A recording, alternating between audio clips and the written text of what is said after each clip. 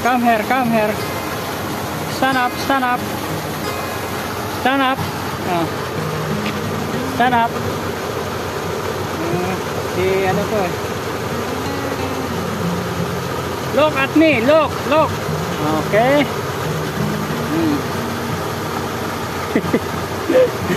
Napakarumi.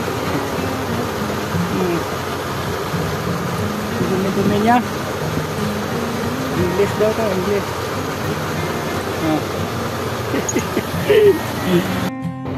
Galing kami sa biyahe ni Abdul. Siyempre nagmerienda. Busog na si Abdul. Ang oras pala rito, alas 9 na umaga. Bumili kami ng tubig sa saging. Siyempre nagmerienda kami ni Abdul. Kasama na merienda. Si Abdul makain ng tinapay. Ayan Abdul.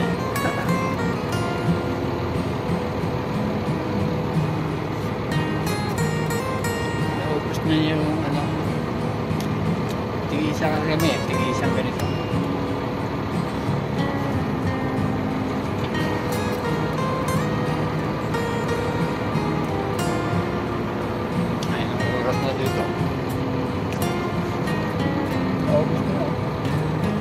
Doon. Kaya malaki sa truck. Okay. At nandito tayo sa Tuan. Tayo check up ng ng aking tuhod dahil napakasakit.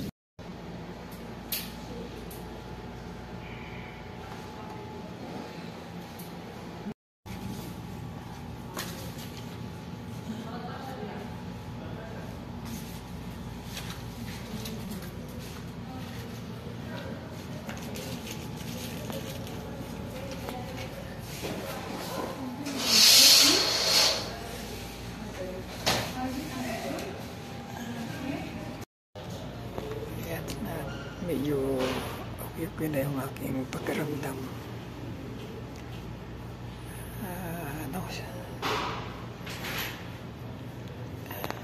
Hinalagyan ng dextrose. Ayos na, tapos na ako. Papunta na ako ng pharmacy. Ayan lang yung pharmacy. Yung palang dextrose, yung pala tawag dito,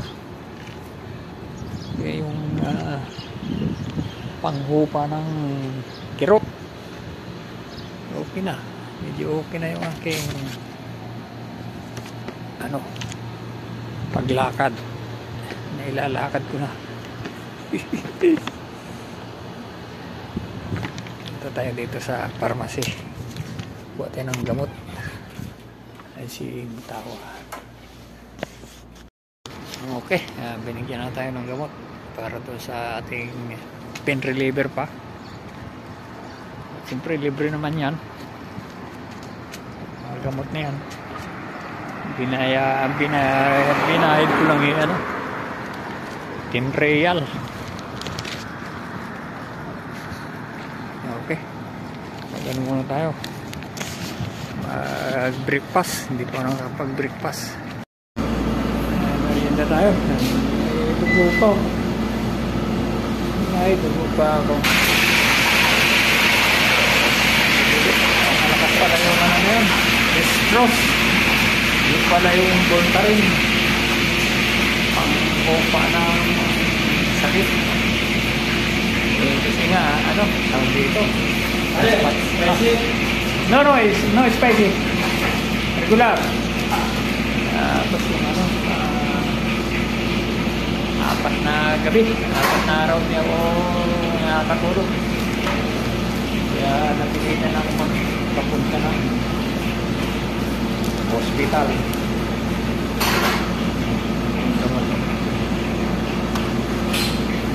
Mabilisa pa pain related.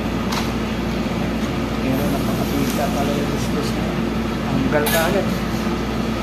Pagka tanggal ng disclose,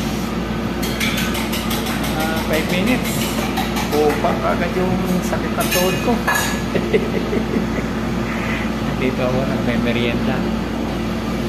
Merienda tayo. Gutom na gutom ang batang Saudi boy. Ayan. Okay.